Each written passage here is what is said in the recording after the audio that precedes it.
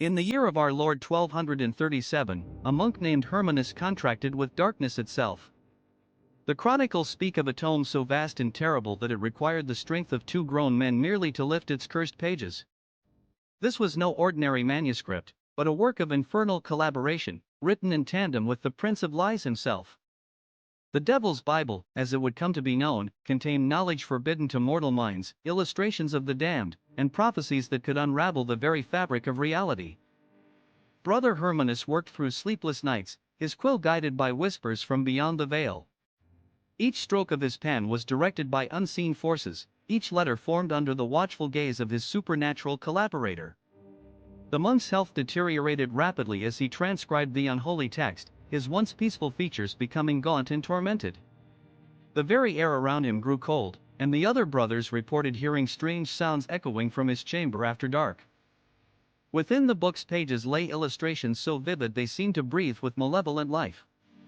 The most notorious depicted the adversary himself, rendered in exquisite detail with horns that curved like ram's horns and eyes that burned with eternal flame. Around this central figure writhed the souls of the damned, their mouths open in silent screams of torment. The artist's skill was undeniable, yet every brushstroke carried the taint of damnation. When the tome was finally completed, it weighed more than any natural book should. 2 strong men were required merely to move it from its place of creation. The weight was not merely physical but spiritual, as if the book itself contained the accumulated sins of countless souls. Those who touched its covers reported feeling a chill that penetrated to their very bones, and some claimed to hear whispered voices speaking in tongues unknown to man.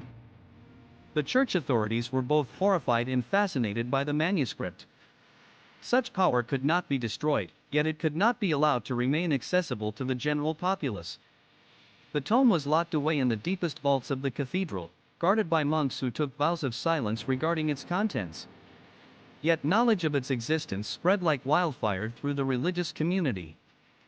For centuries the book remained imprisoned in darkness, its very presence considered too dangerous for ordinary eyes. The dungeon where it was kept became known as the Chamber of Whispers, for those who passed by claimed to hear the book calling out in the night. Several guards assigned to watch over it were found dead, their faces frozen in expressions of pure terror. The symbols etched into the book's cover were not mere decoration but wards of containment, designed to hold back the infernal forces contained within. Each sigil represented a different aspect of the darkness, a different promise made to the book's otherworldly author. The binding itself was said to be crafted from the hide of a beast that had never walked the earth, prepared through rituals that predated Christianity itself. Only the most learned scholars were permitted access to study the tome, and always under strict supervision. Brother Augustine spent 3 years cataloging its contents, documenting each illustration and transcribing the mystical texts. He reported that the book seemed to respond to human presence, its pages sometimes appearing in different positions than where they had been left, as if the book itself was alive and aware. There were times when the book's supernatural nature became undeniable. Witnesses reported seeing it levitate during certain lunar phases, its pages turning of their own accord as if searching for something. The chamber where it was kept would grow cold, and the very air would hum with otherworldly energy.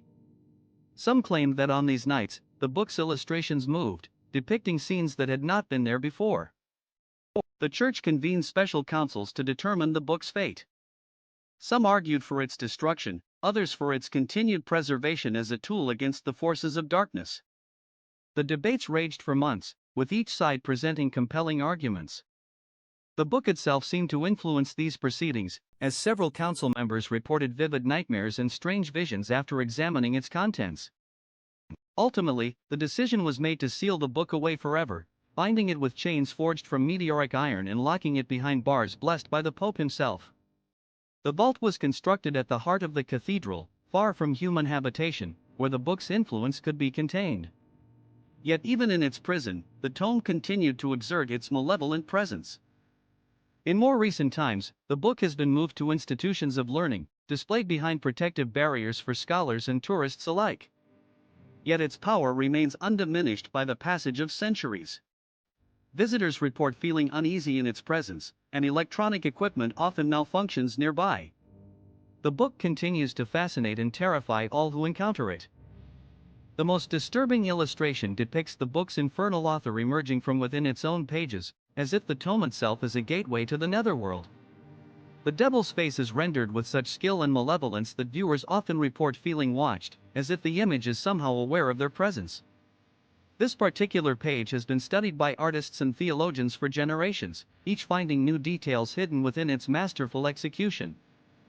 Today the book remains bound and watched, a testament to humanity's eternal struggle with forces beyond comprehension.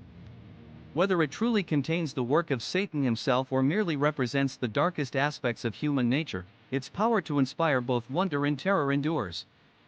The Devil's Bible stands as a reminder that some knowledge comes at too high a price to be pursued by mortal minds.